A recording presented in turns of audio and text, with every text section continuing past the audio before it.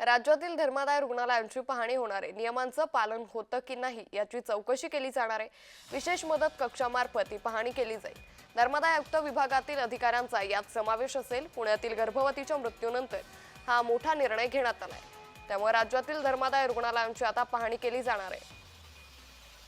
या संदर्भात अधिक माहिती घेऊया आमचे प्रतिनिधी रोहन कदम यांच्याकडून। रोहन, आता राज्यातील धर्मादाय रुग्णालयांची चौकशी केली जाणार आहे, काय अधिक माहिती?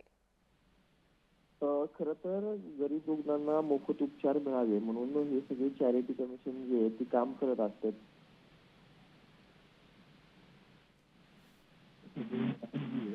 निश्चित रोहन, काही तांत्रिक अडचणींमुळे तुमचा आवाज आमच्यापर्यंत पोहोचू शकत नाहीये।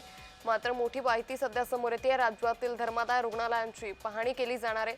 दीनानाथ मंगेशकर रुग्णालयावरती एका गर्भवती महिलेच्या मृत्यू प्रकरणी आरोप करण्यात आला होता। त्या पार्श्वभूमीवर हा निर्णय घेतलाय।